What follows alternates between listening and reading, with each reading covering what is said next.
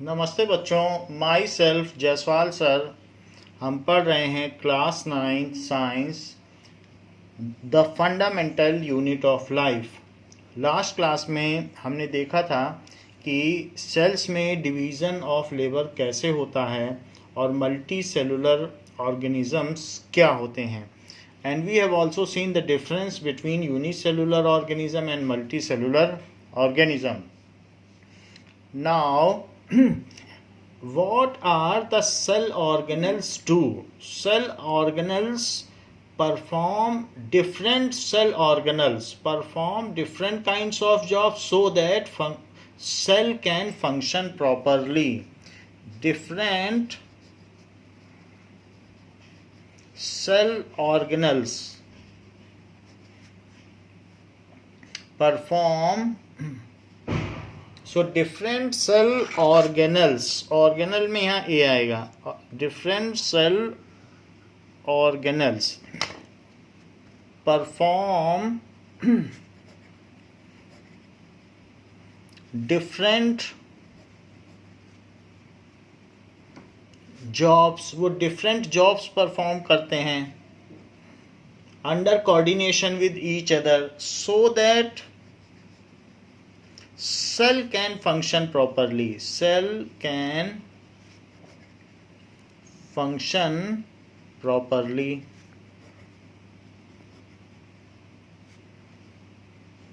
जैसे हमारे lungs breathing in and breathing out करते हैं, ऑक्सीजन इनटेक करते हैं, हमारा हार्ट ब्लड को पंप करता है, लीवर हमारी बॉडी में 62 टाइप्स के अलग अलग फंक्शंस करता है, स्टमक फूड को तब तक रखता है जब तक हम डाइजेस्ट नहीं कर लेते।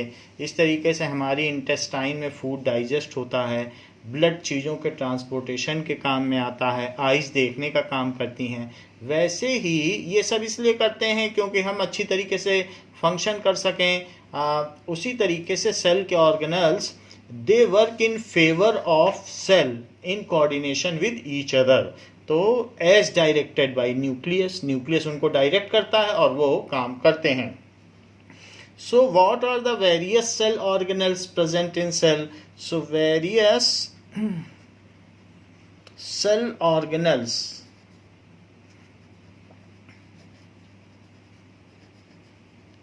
present in cell। तो कौन कौन से सेल ऑर्गेनल्स होते हैं? So cell organelles present in cell, that is plasma membrane. Plasma membrane.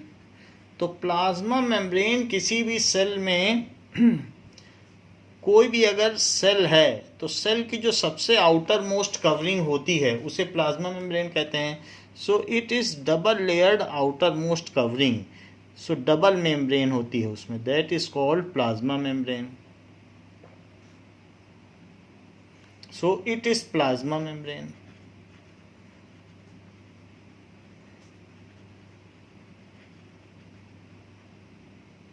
Plasma membrane. So ये जो चीज़ होती है प्लाज्मा मेम्ब्रेन, सबसे इसकी आउटर मोस्ट कवरिंग है, ये सेल है। और सेल की आउटर मोस्ट कवरिंग जो कंट्रोल करती है कि क्या चीज़ आनी चाहिए, it control the substance and allow some substance to enter and does not allow other substance to enter. So in this way it control the inside atmosphere of cell from outside. तो उसको वो क्या करती है, discriminate करती है। और ये खुद किसकी बनी होती है? प्रोटीन एंड फैट की। So made up of protein and fat. तो प्लाज्मा मेम्ब्रेन को सेल मेम्ब्रेन भी कहते हैं, कोशिकीय झिल्ली, दैट इज। और सेल मेम्ब्रेन, सेल को कोशिका कहते हैं। सेल मेम्ब्रेन तो प्लाज्मा मेम्ब्रेन हो गई। ये सभी में होती है, चाहे प्रोकैरियोटिक सेल हो, otherwise it is eukaryotic cell. इसी तरीके से प्लाज्मा मेम्ब्रेन के बाद बारी आती है, दैट इज कॉल्ड न्यूक्लियस। तो न्यूक्लियस भी होगा।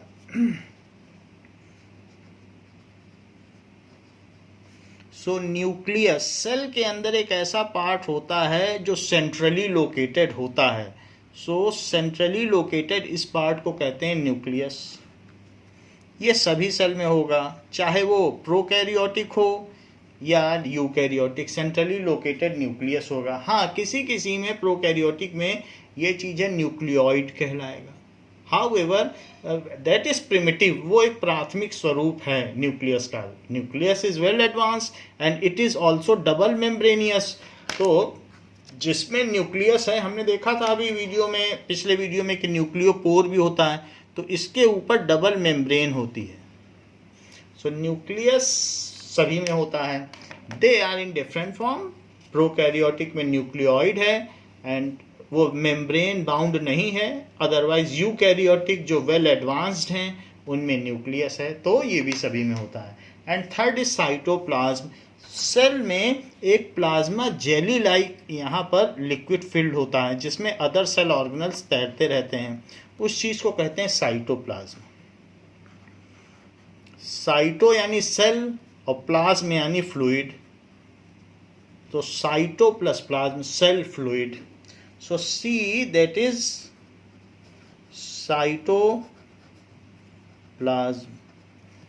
Above three substances are present in all types of cell, whether it is prokaryotic or eukaryotic. Above three cell organelles, ये भी सेल के ऑर्गेनल्स हैं, ये भी सेल के ही अंग हैं।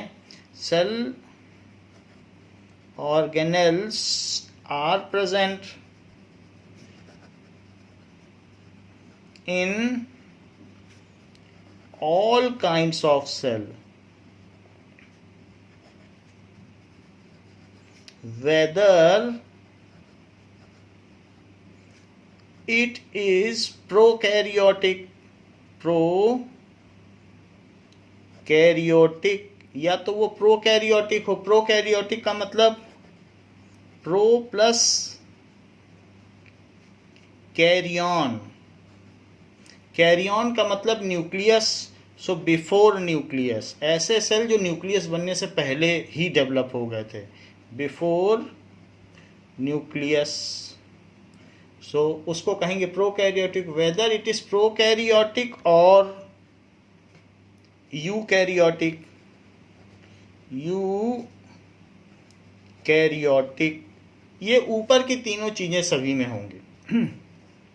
That is U plus carrion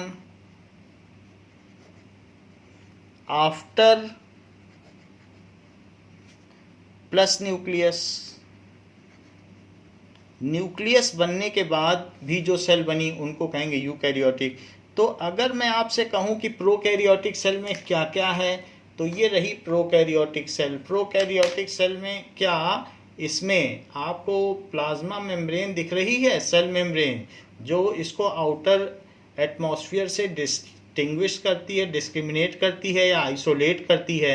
तो इसी मेम्ब्रेन के थ्रू सेलेक्टेड मटेरियल अंदर जा पाते हैं। तो दिस इज प्लाज्मा मेम्ब्रेन या सेल मेम्ब्रेन, ठीक है। फिर इसके अंदर देख लें, तो इसके अंदर अगर हम देखेंगे तो इसके अंदर एक फ्लूइड भरा होगा पूरे में, वो यहाँ दिखाई नहीं दिया जा सकता है, बट ये एक फ्लूइड है जिसमें ये अंदर वाला न्यूक्लियोइड तैर रहा है, इट इज़ फ्लोटिंग। तो ये जो चीज़ है, दिस इज़ जेनेटिक मटेरियल, जिससे कि इसका जो फोर्थ कमिंग जनरेशन हो या आगे आने वाले बैक्टीरिया हों, वो भी इसी की तरह हों।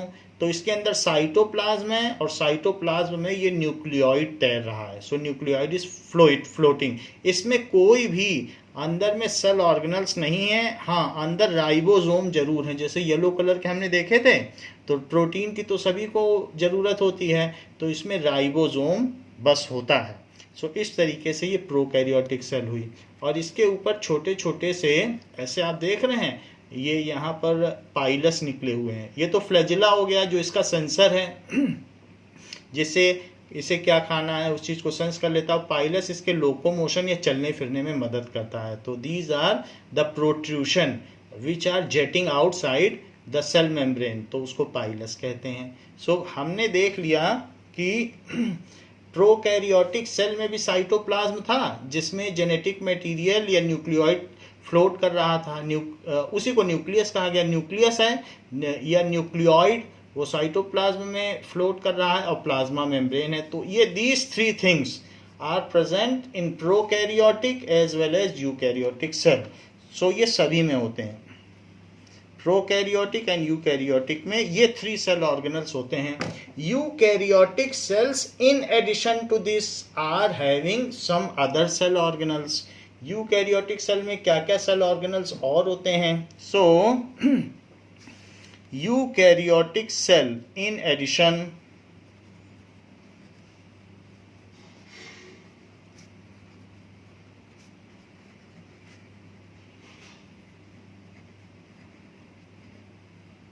also have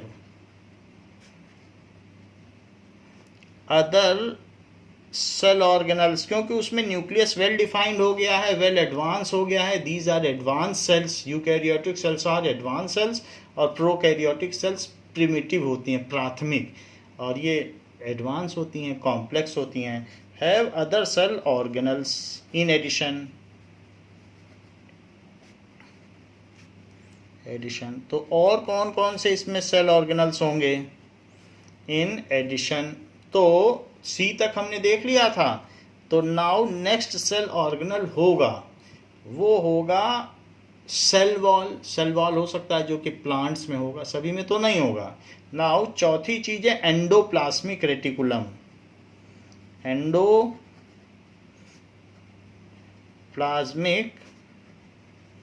reticulum.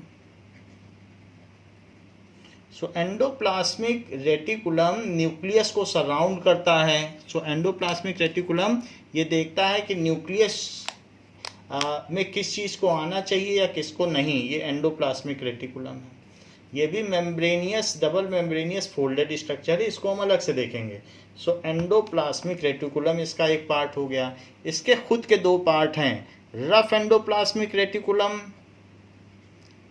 और smooth. Now rough endoplasmic reticulum में क्या बनेगा और स्मूथ में क्या बनेगा? जो रफ है उस पर राइबोसोम चिपके हुए होंगे, तो और स्मूथ में कोई कुछ भी चीज़ नहीं होगी। सो rough endoplasmic reticulum protein synthesis करता है और स्मूथ जो है फैट सिंथेसिस करता है। रफ क्या करेगा? तो लिख लीजिए इसमें प्रोटीन मैन्युफैक्चर या सिंथेसिस होती है। क्यों? क्योंकि इसके ऊपर येलो कलर के राइबोसोम बैठे हुए हैं। है एंडोप्लाज्मिक रेटिकुलम, लेकिन किसी किसी पे राइबोसोम बैठ गया ना येलो कलर का, तो वो प्रोटीन बनाएगा। और जो स्मूथ है, जिस पे कुछ नहीं बैठा, ये सब स्मूथ है, तो वो क्या करेंगे? स्मूथ वाले करेंगे that is lipid synthesis. Lipid का मतलब फैट, ऑयल। सो लिपिड सिंथेसिस। तो इस तरीके से एंडोप्लाज्मिक रेटिकुलम का काम है ये सब चीज़ें बनाना। तो एक तो ये हो गया। अच्छा, गोल्जी ऑपरेटस, रिमेंबर करिए गोल्जी ऑपरेटस क्या करता है? तो Golgi apparatus what it is doing? सो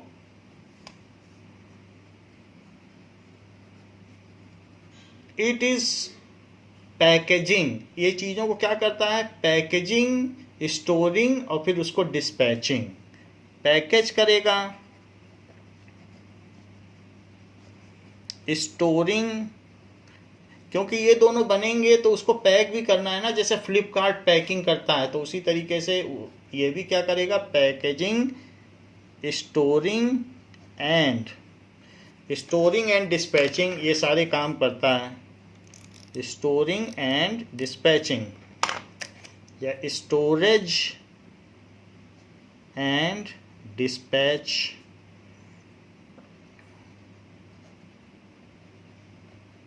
ये सारे काम इसके हैं। So this is Golgi apparatus is doing package, storage and dispatch. Now next देखिए,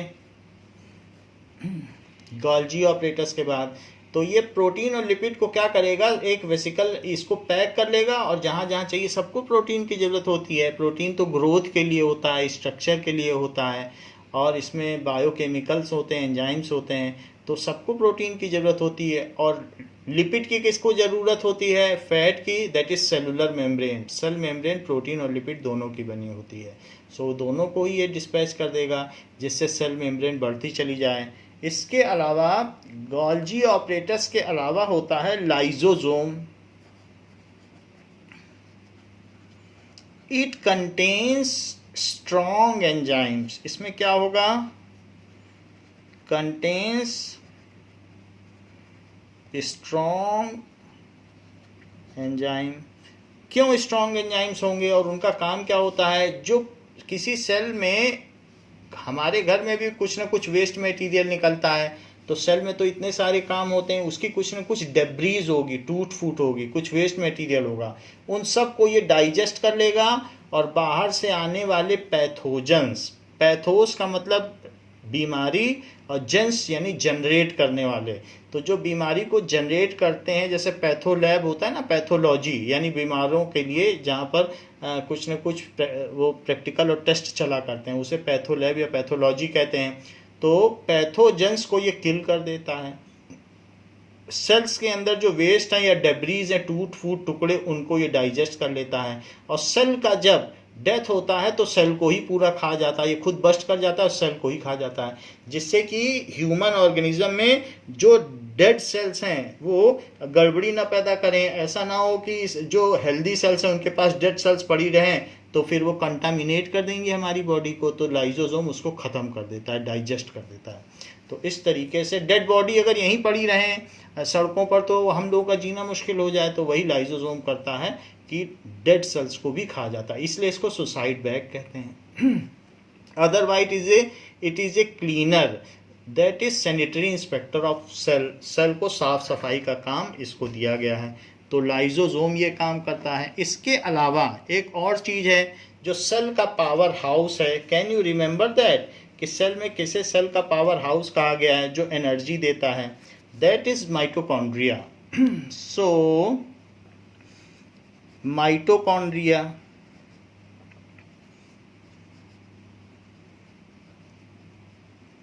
that is power house of cell. Cell में जो भी काम है उसके लिए जो भी एनर्जी की रिक्वायरमेंट है उसको ये एटीपी के फॉर्म में देता है। एनर्जी करेंसी है, वो हम आपको इसमें बता देंगे कि कैसे देता है, बट ये एनर्जी सप्लायर है, एनर्जी बना के पैकेट में और सबको बांटता है। So it is power house of cell.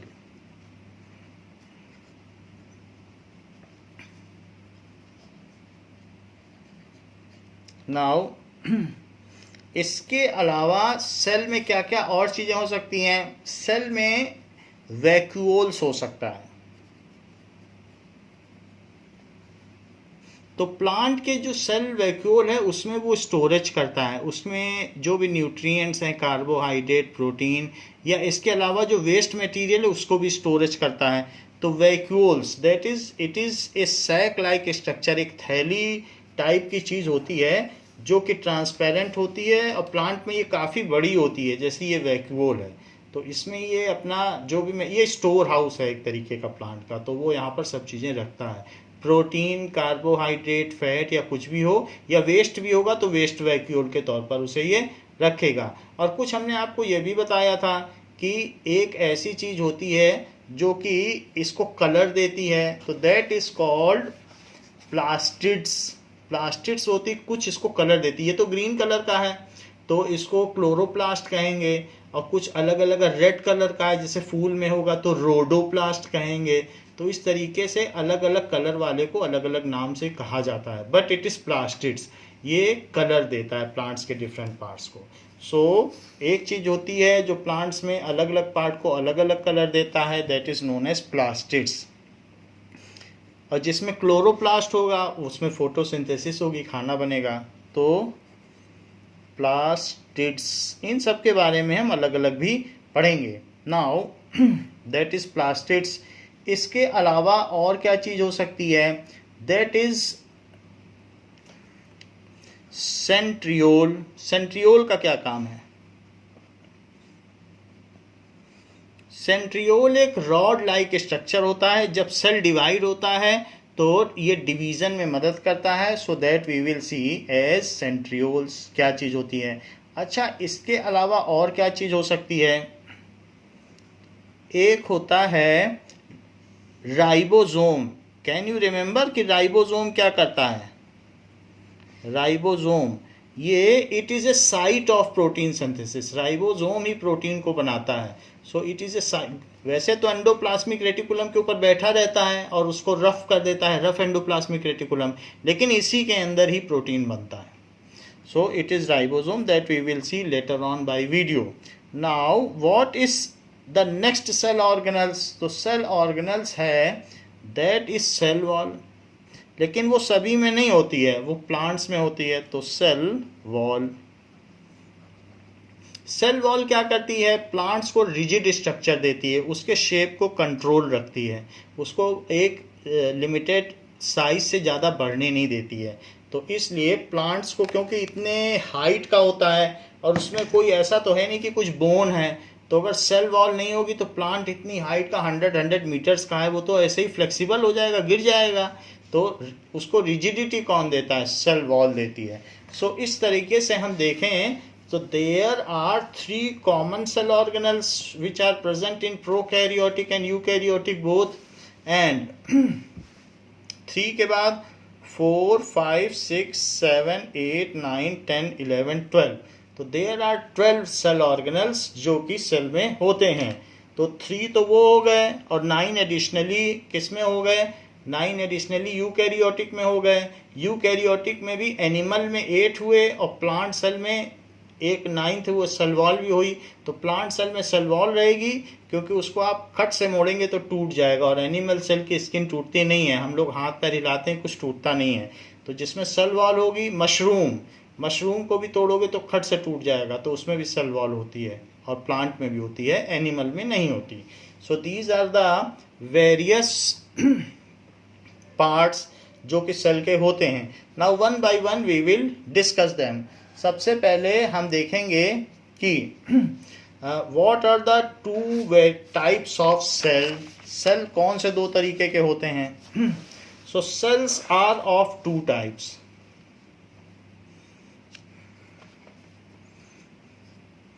तो cells are of 2 types.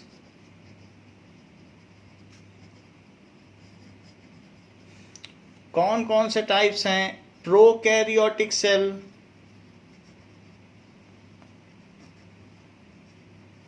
And next is eukaryotic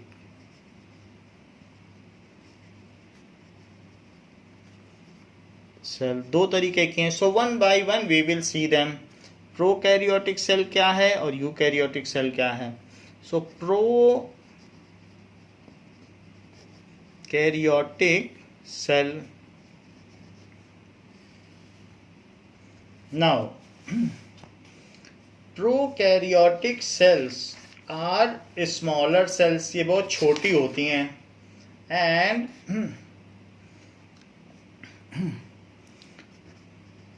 pro plus carrion, that means before nucleus,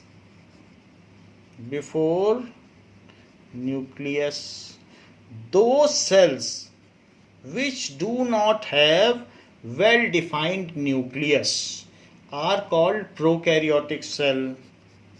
Those cells which do not have well defined nucleus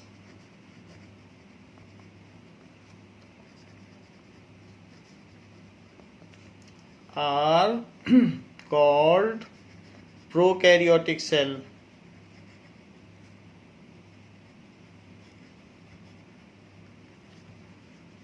उसको prokaryotic cell कहेंगे। उनका well defined nucleus नहीं होता। There genetic material, जैसे हमने कहा DNA ये सब है जो जेनेटिक मटेरियल होता है, deoxy ribo, that is DNA, deoxyribonucleic acid. So their genetic material या जो भी पार्ट होगा, their genetic material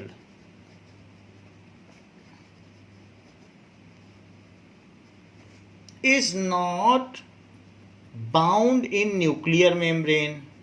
न्यूक्लियस के अंदर ही जेनेटिक मटेरियल रहता है, लेकिन अब इसमें जेनेटिक मटेरियल तो है, लेकिन जब तक वो न्यूक्लियस से बाउंड मेम्ब्रेन से बंद नहीं होगा तो हम उसे न्यूक्लियस कह नहीं सकते, वो फ्रीली फ्लोट कर रहा है उसमें।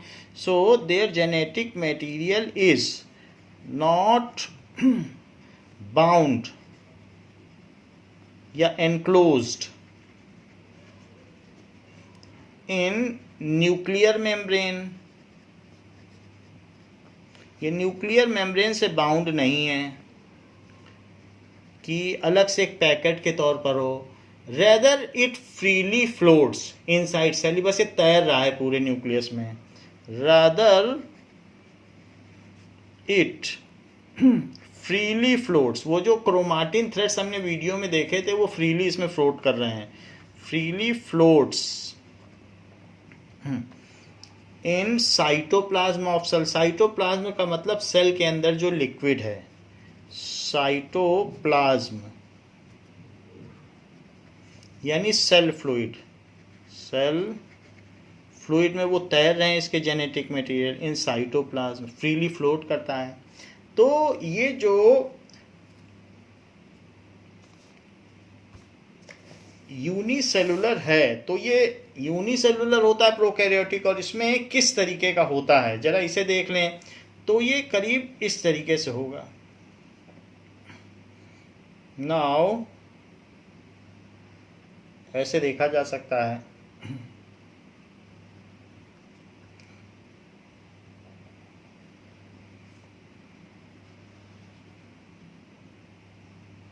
अगर हम उसके क्रॉस सेक्शन में जाएं तो क्रॉस सेक्शन में करीब ऐसा होगा। तो सेल जो होगी वो तो सेलुलर मेम्ब्रेन तो डबल सेल्ड होगी। हाउएवर इसके अंदर की चीज़ क्या होगी, इसके अंदर जो जेनेटिक मटेरियल है बस वो फ्रीली फ्लोट कर रहा है और ये अंदर तक है ऐसे। इसके बाद इसमें बहुत सारे पाइलस निकले हुए हैं ऐसे, दे आर फॉर लोकोमोशन, ये इसमें लोकोमोशन देते हैं ये। So these are pilus.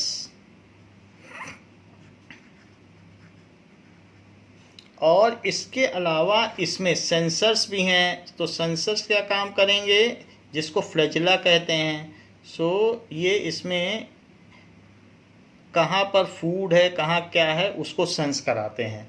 सो ये ऐसे होगा, ये दीज आर द सेंसर्स। तो इसमें सेंसर्स होंगे। इसके अलावा इसमें राइबोसोम्स भी होंगे। तो कई कई चीज़ें हैं। तो अब इसमें हम ये देख लें कि क्या क्या चीज़ें हैं। सबसे पहले नाउ जो आउटर बॉडी है उसको, सबसे आउटर बॉडी को कहेंगे सेल वॉल। इसमें सेल वॉल भी होगी और इसके बाद सेल वॉल के बाद इसमें प्लाज्मा मेम्ब्रेन भी होगी, सेल वॉल भी है। ये बैक्टीरिया की हम बात कर रहे हैं, दिस इज बैक्टीरिया। तो बैक्टीरिया प्रोकैरियोटिक सेल है।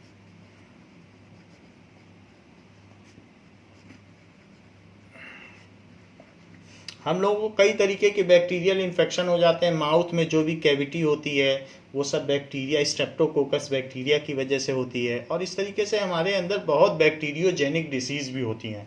सो ये एक बैक्टीरिया ही है। So it is very small और it can not be seen with naked eye. तो ये जो चीज़ हुई सेल वॉल है, इसमें प्लाज्मा या सेल मेम्ब्रेन भी है, प्लाज्मा मेम्ब्रेन।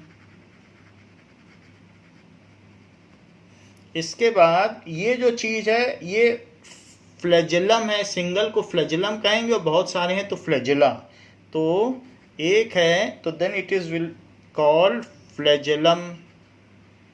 और प्लूरल इसका हो जाएगा, अगर प्लूरल देखोगे बहुत सारे हैं तो कहा जाएगा फ्लैजेला, ये प्लूरल है।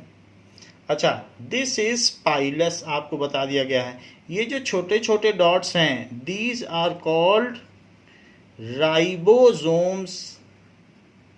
राइबोसोम्स, तो ये राइबोसोम हो गए।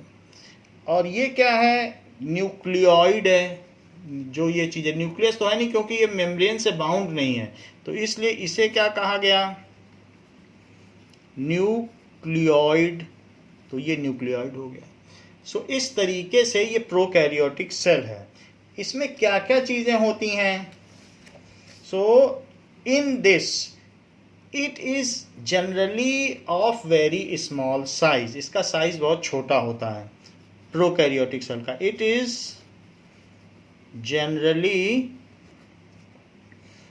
Of small size. यूकैरियोटिक से ये काफ़ी छोटा होता है, 1/10 साइज का होता है। जो यूकैरियोटिक सेल है उसका 1/10 होता है, जनरली ऑफ स्मॉल साइज।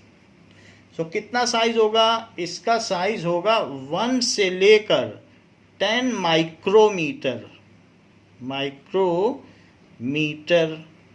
आप इसे ऐसे भी कह सकते हैं, 1 से 10 माइक्रो वर्ड ऐसे लिखा जाता है, माइक्रोमीटर।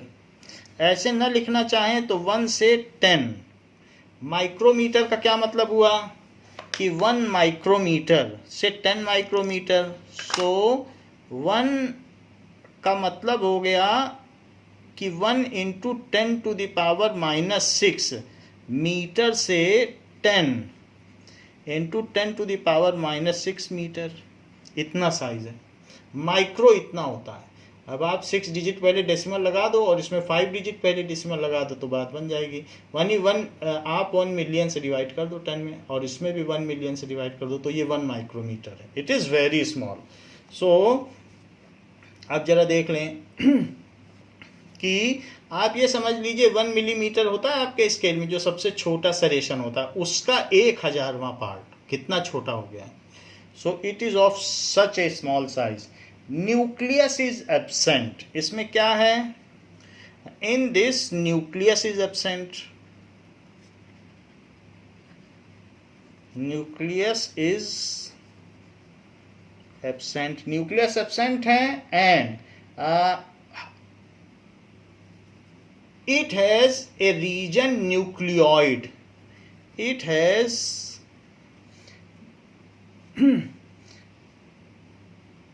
nuclear region.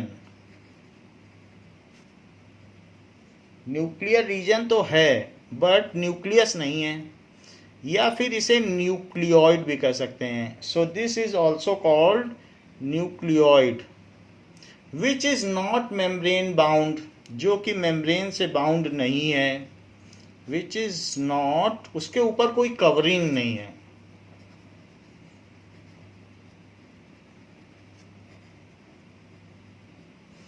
ठीक है। It contains cytoplasm in which nucleoid and ribosomes float. It contains cytoplasm in which, जिसमें क्या क्या चीजें होंगी? इन विच राइबोसोम, जहां पे प्रोटीन बनेगा, एंड न्यूक्लियोइड फ्लोट, उसमें न्यूक्लियोइड फ्लोट करते रहते हैं, ये चीज होगी। Most of the cell organelles are absent, इसमें कुछ भी नहीं है, ना लाइजोसोम है, ना एंडोप्लाज्मिक रेटिकुलम है, ना गोल्जी ऑपरेटस है, ना वैक्यूल है, ना सेंट्रियोल है, ना प्लास्टिड्स है, कुछ भी नहीं है जो हम लोगों ने देखा था। So most of the cell organelles are absent. Most of the cell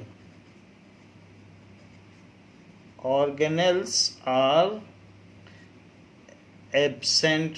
यही कारण है, this is the reason it can survive in most hostile climate.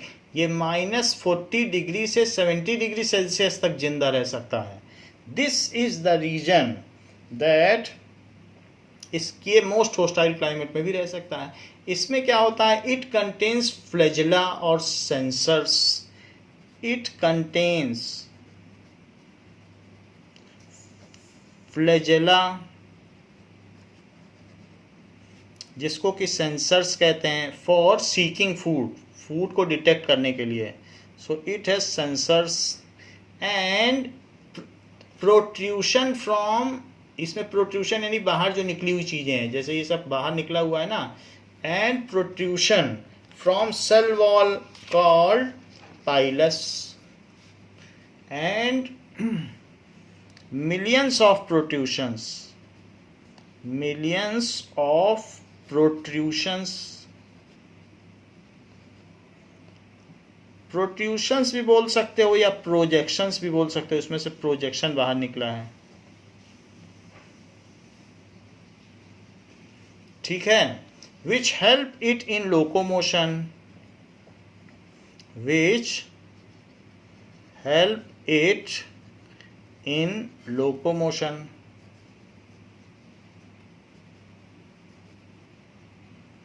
Called pilus, उसका क्या नाम है, पाइलस। सो ये चीज है। बैक्टीरिया इज, जो भी बैक्टीरिया हैं, दीज आर ऑलवेज यूनिसेलुलर, जबकि जो यूकैरियोटिक हैं वो यूनिसेलुलर भी हो सकते हैं, जैसे अमीबा, प्लाज्मोडियम, स्क्लाइमाइडोमोनास, यूग्लिना, पैरामीशियम, इस तरीके से यूकैरियोटिक सिंगल सेल भी हो सकते हैं और मल्टी सेल भी हो सकते हैं, लेकिन प्रोकैरियोटिक मल्टी सेल नहीं हो सकते, इनमें डिवीजन ऑफ लेबर नहीं होता है। They are always single celled organism, they are always single celled organism, single celled organism. अब इनमें सेल ऑर्गेनल्स तो है नहीं, so they can survive in most hostile climate, so ऐसा क्लाइमेट जिसमें कोई जिंदा नहीं रह सकता उसमें भी ये जिंदा रह सकते हैं। दे can survive in most hostile climate.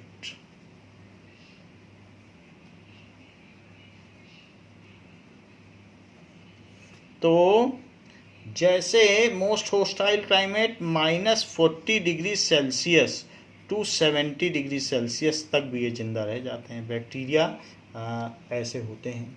So we have seen all about prokaryotic cell. और अगर कोई आपसे पूछे इसका एग्जाम्पल क्या है, तो आप कह देना bacteria are prokaryotic cell. Example है bacteria, so bacteria is prokaryotic cell, it is prokaryotic. तो प्रोकैरियोटिक के बारे में हमने देख लिया कि क्या क्या चीजें प्रोकैरियोटिक सेल में होती हैं। Now we should see some video regarding it कि आखिर प्रोकैरियोटिक सेल कैसा होता है।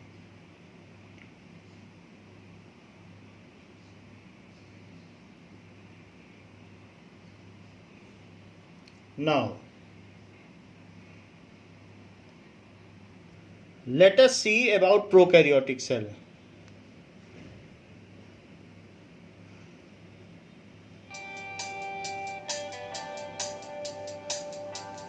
There are organisms so tiny that we need powerful microscope to see them. Many of them are prokaryotes, tiny, single-cell primitive organisms like bacteria. Bacteria have tough cell wall like plant cells.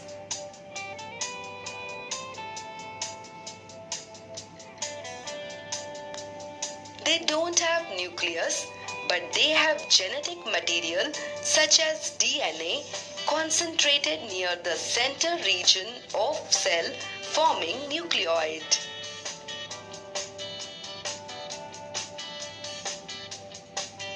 A prokaryotic cell doesn't have membrane-bound organelles like mitochondria, endoplasmic reticulum, Golgi body, etc. But it has ribosomes for protein synthesis.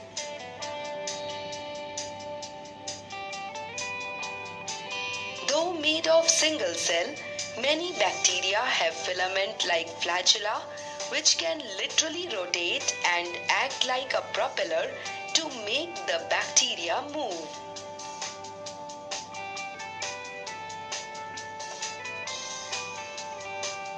These small hair-like structures are pilars which help it to connect with other bacteria.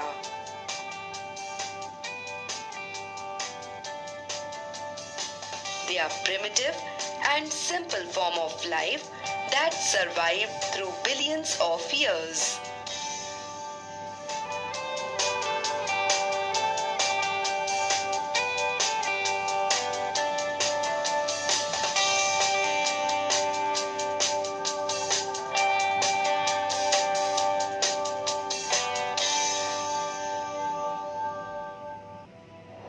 Prokaryotic cells.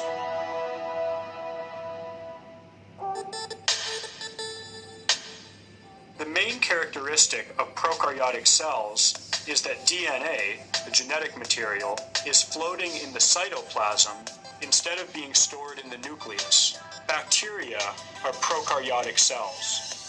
The cytoplasm is a fixed solution found inside the membrane. Organelles are located in the cytoplasm. The membrane is a layer that surrounds the cell. Membranes structure and protect the cell from the outside environment. They also allow food in and release waste substances. The nucleoid is the part of cell where DNA is found. DNA is formed by genes which store the genetic information of a living being. The flagellum is found in some prokaryotic and eukaryotic cells. It's a lash-like appendage which allows a cell to move. Sperm cells, for example, move via flagella.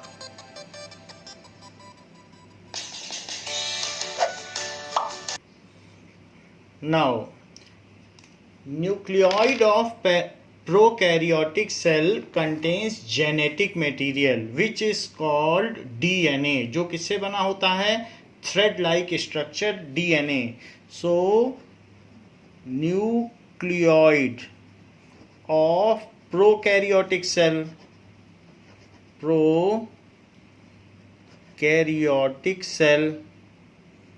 is made of या consist of genetic material.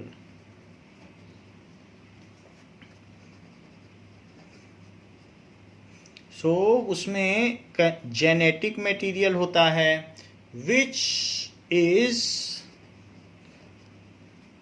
thread like double stranded helical structure, जिसमें दो threads होते हैं जो आपस में गुंधे हुए होते हैं, which is thread like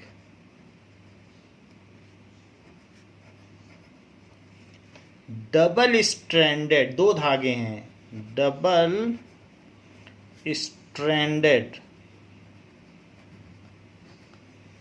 helical structure जो आपस में जुड़े हुए हैं, हेलिकल स्ट्रक्चर कॉल्ड डीएनए. तो ये जेनेटिक मटेरियल क्या है? डीएनए. तो डीएनए इस तरीके से होता है, उसमें डबल हेलिक्स होते हैं जो कि आपस में इस तरीके से बने हुए होते हैं और आपस में ये कनेक्टेड भी होते हैं. तो ये डीएनए है.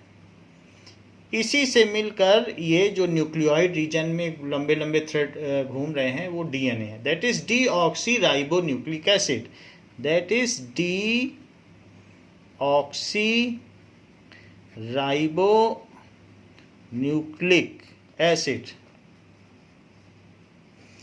इट ट्रांसफर्स, ये इसका काम क्या है डीएनए का? It transfer traits from mother cell to daughter cell.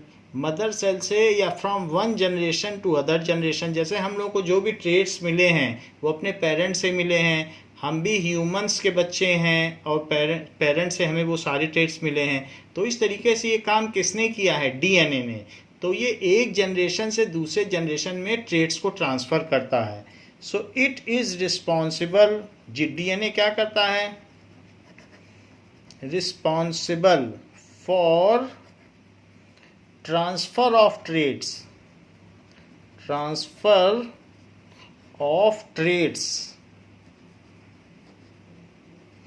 from one generation to other.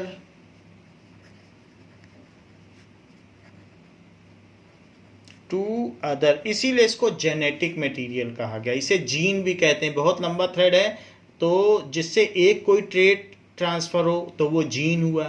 तो जेनेटिक मटेरियल, हमारी बॉडी में करीब करीब 50,000 जीन हैं, यानी डीएनए का बहुत लंबा स्ट्रैंड, जिससे एक ट्रेट रिस्पॉन्सिबल है। जैसे किसी के ईयर लोब अलग तरीके के होते हैं, किसी की नाक कैसी होती है, किसी की कैसी होती है, किसी के जो आई का कलर ब्राउन होता है, किसी का ब्लैक होता है। तो ये सारे हम लोगों के ट्रेट्स हैं, और इसको कौन डिसाइड करता है? डीएनए। तो डीएनए का बहुत लंबा थ्रेड, जिससे कोई एक ट्रेट डिसाइड होता है, उसको जीन कहते हैं। तो एक लंबा थ्रेड काफ़ी लंबा होगा, उसे जीन कहेंगे। वैसे ये डीएनए है।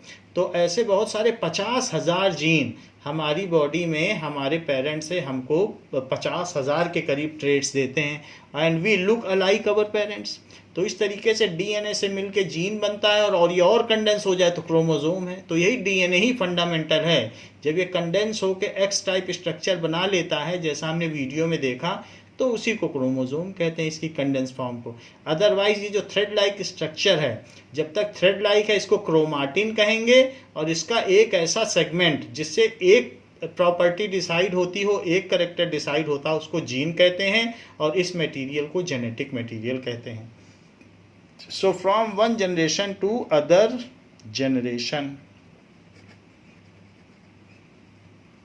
तो क्या डीएनए का यही काम है? नहीं, यही काम नहीं है। It also controls all the activities which are taking place inside the cell. यही असली मैनेजर है किसी सेल का, यही बोलेगा जो वही होगा। It also controls all the activities, all the protein synthesis. क्या प्रोटीन बनना है, कैसा प्रोटीन बनना है। 2000 तरीके के प्रोटीन्स होते हैं, तो कौन सा प्रोटीन बनना है। अगर बाहर से कोई दुश्मन आ गया, पैथोजन आ गया, तो उसे मारने के लिए कौन सा प्रोटीन बनना है, ये सब यही डिसाइड करेगा। So it controls all the activities. ठीक है, ये कंट्रोल करता है ऑल द एक्टिविटीज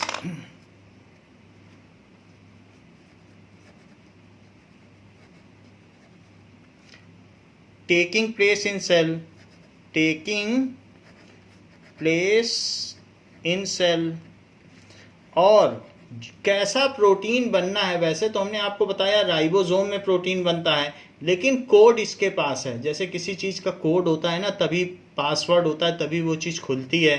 तो वैसे ही it gives the code for protein synthesis to ribosome. Ribosome को एक कोड बताता है, ये कोड है, ऐसा प्रोटीन बनाओ।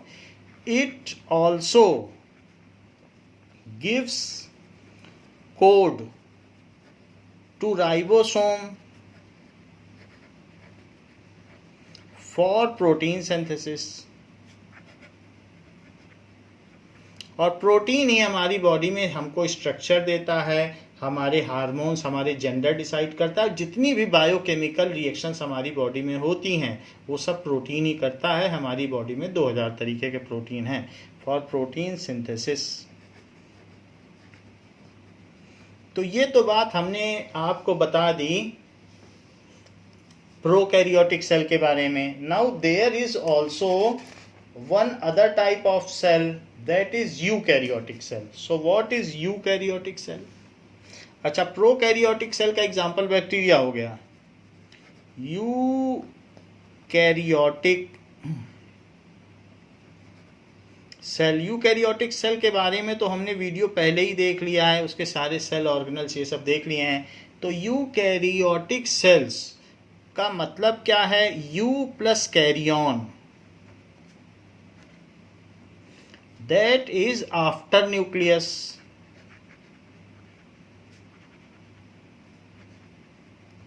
So the cell which have well developed nucleus and most of the cell organelles, the cell which have membrane bound, उन सिर्फ न्यूक्लियस ही नहीं, उसके ऊपर डबल मेम्ब्रेन होती है, मेम्ब्रेन बाउंड, डबल मेम्ब्रेन है, membrane bound well developed nucleus, nucleopore भी होगा, उसके अंदर न्यूक्लियोलस भी होगा, जैसे हमने आपको बताया, membrane bound well developed nucleus, और न्यूक्लियोलस, न्यूक्लियस के अंदर न्यूक्लियोलस है, उस न्यूक्लियोलस से राइबोसोम्स निकलते रहते हैं येलो कलर के, वो भी आपने वीडियो में देखा। तो इस तरीके से इसमें membrane bound well developed nucleus होता है। Are called, and most of the cell organelles, जब न्यूक्लियस अच्छा है तो सेल ऑर्गेनल भी बनाएगा। Most of the cell organelles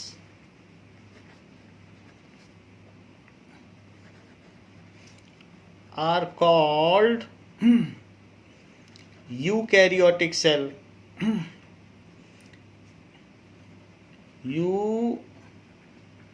eukaryotic cell, उसे यूकैरियोटिक सेल्स कहते हैं।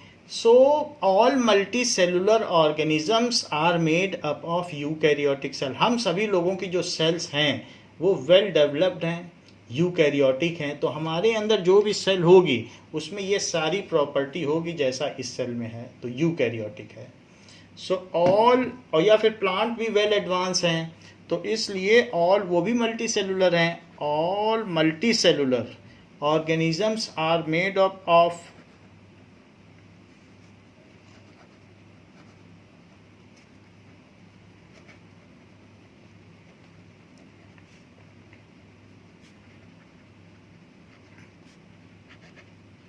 Eukaryotic sales.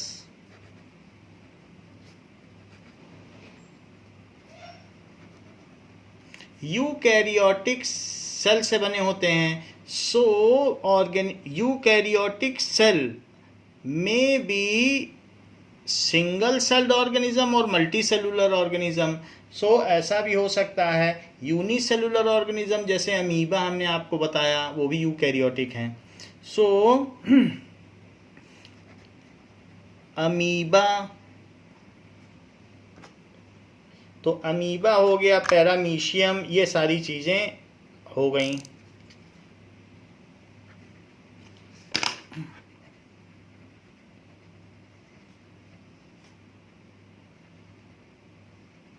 यूग्लिना,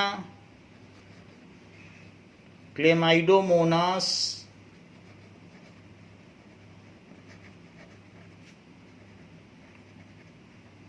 या प्लाज्मोडियम, ये सारी चीज़ें जो हैं जो मलेरिया फैलाता है, these are eukaryotic cell. Eukaryotic unicellular organism, eukaryotic तो हैं लेकिन वो कैसे हैं, यूनिसेलुलर ऑर्गेनिज्म, एक सेल के हैं। यूकैरियोटिक यूनिसेलुलर ऑर्गेनिज्म, जबकि यूकैरियोटिक मल्टी सेलुलर में कौन कौन आएंगे, जैसे फंगी। फंगी का मतलब मशरूम, हम लोग खाते हैं मशरूम की सब्जी, तो fungi, plants and animals are eukaryotic multi cellular organism. Eukaryotic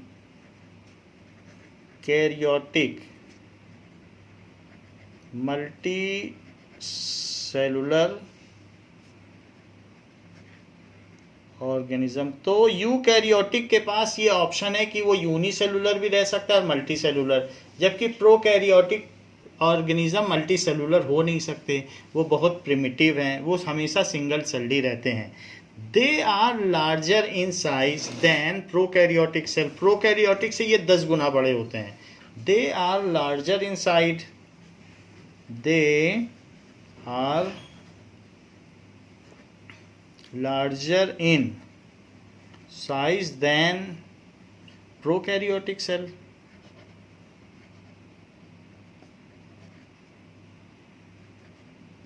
इनका साइज क्या हो सकता है, इनका साइज 5 से 100 माइक्रोमीटर हो सकता है।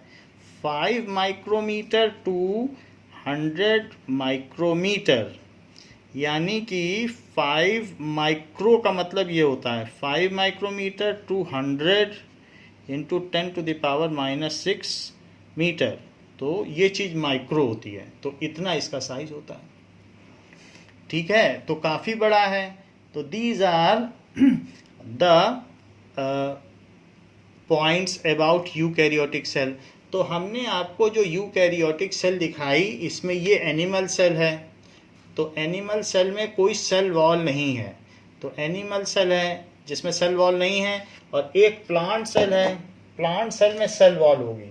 ये प्लांट सेल है जिसमें आपने देखा कि ये सब सेल वॉल है, ये सब इसकी सेल वॉल है। तो plant cells are having cell wall.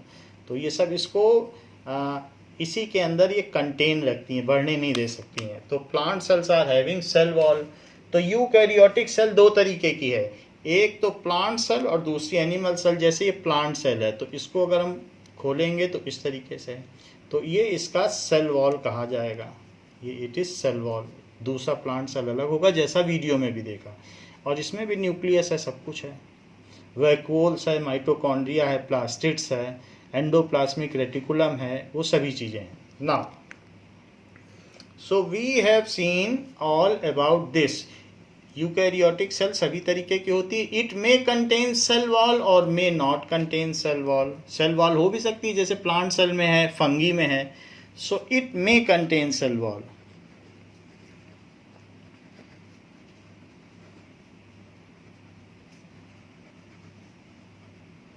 किसमें सेल वॉल होती है? मशरूम को तोड़ दो तो टूट जाता है, तो उसे फंगी कहते हैं। मशरूम को फंगी, प्लांट्स, उनमें सेल वॉल होती है।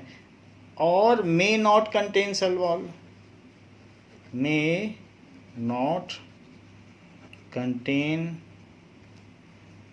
Cell wall. सेल वॉल हो भी सकती है या नहीं। तो सेल वॉल किसमें नहीं होती है? That is animals. उनकी बॉडी फ्लेक्सिबल होती है, वो खीरे और ककड़ी की तरह टूट नहीं जाती, तो उसमें सेल वॉल होती नहीं है। So these are the properties of eukaryotic cell.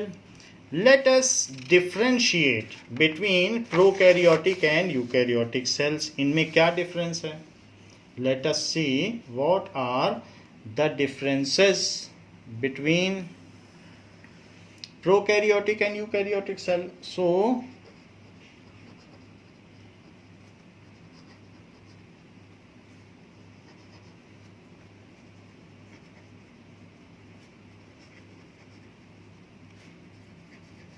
Prokaryotic cell. So prokaryotic cell, इसमें साइज ऑफ सेल क्या है? So size of cell is generally small. Size of cell is generally small, that is 1 to 10 micrometer. और size of cell is generally large,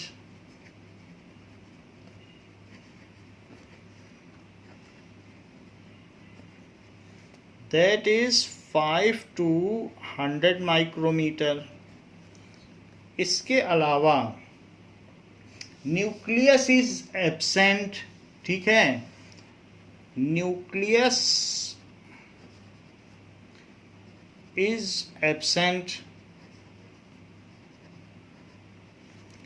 इसमें nucleus is present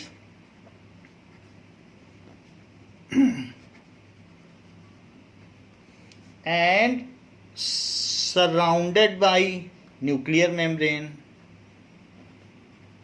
surrounded by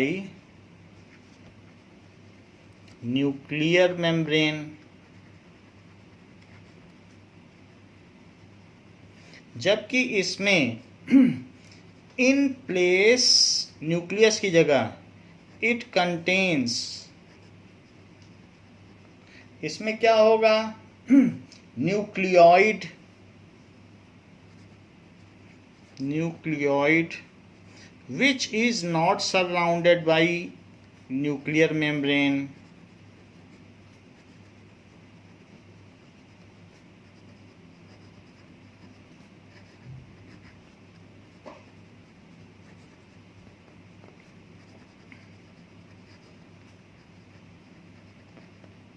तो इसमें ये चीज़ होती है, nucleus नहीं होता, उसकी जगह न्यूक्लियोइड होता है।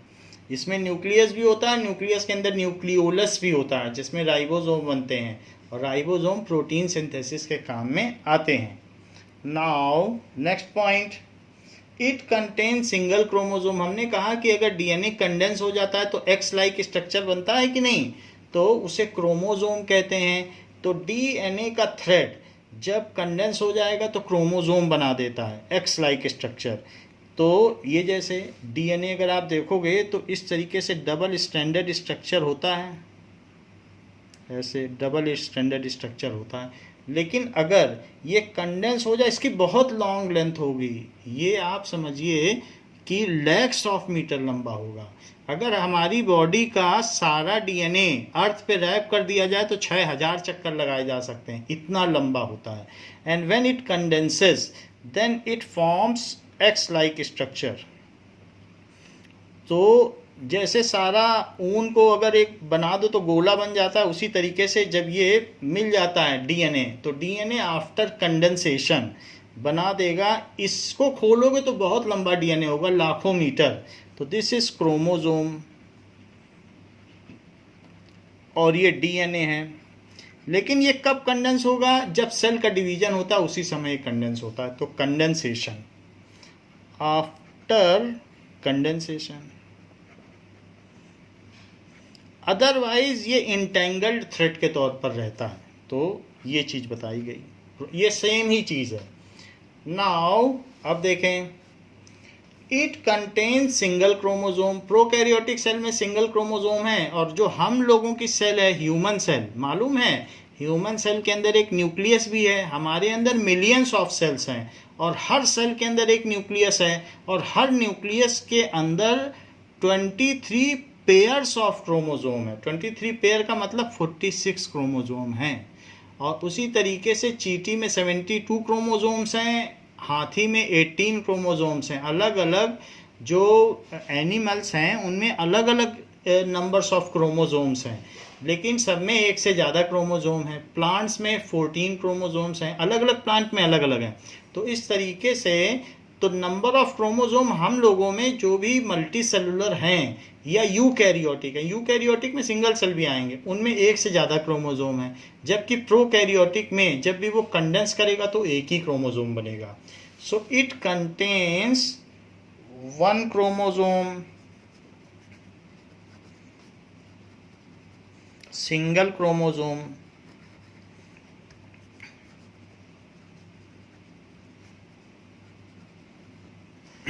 नाउ जबकि it contains more than 1 chromosome, it contains more than 1 chromosome.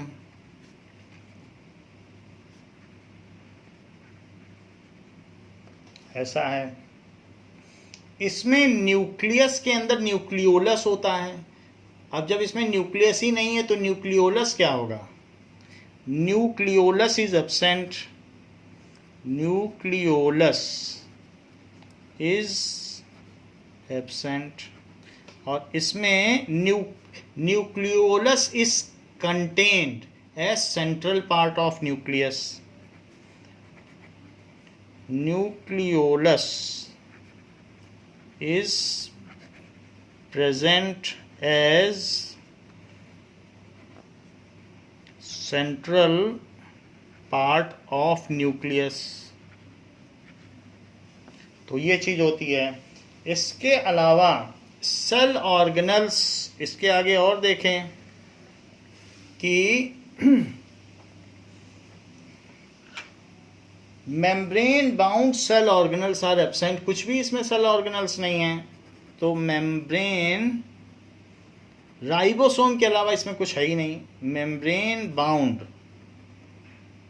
Cell organelles are absent, जबकि membrane bound cell organelles are present. membrane bound cell organelles like mitochondria,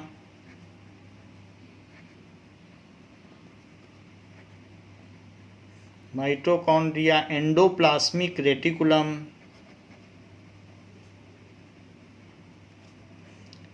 reticulum का मतलब जाल होता है, रेटिकुलम, सो एंडोप्लाज्मिक रेटिकुलम भी होगा, Golgi apparatus, ये सब चीज़ें इसमें रहेंगी। फिर लाइजोसोम भी रहेगा, लाइजोसोम एटसेट्रा, ऐसे बहुत सारे हैं आर प्रेजेंट। तो ये सारी चीज़ें इसमें होती हैं। सेल डिवीज़न,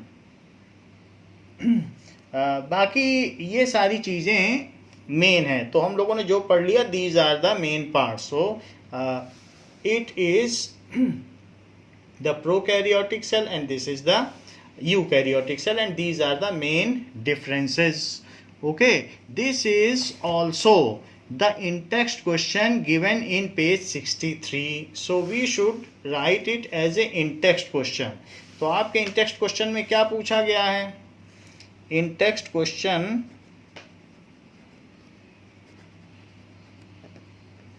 पेज 63, उसमें यही बात कही गई है कि differentiate between prokaryotic and eukaryotic cell, the same has been differentiated above. तो बच्चों इस क्लास के लिए इतना ही, इसके आगे हम नेक्स्ट क्लास में देखेंगे। थैंक यू बच्चों।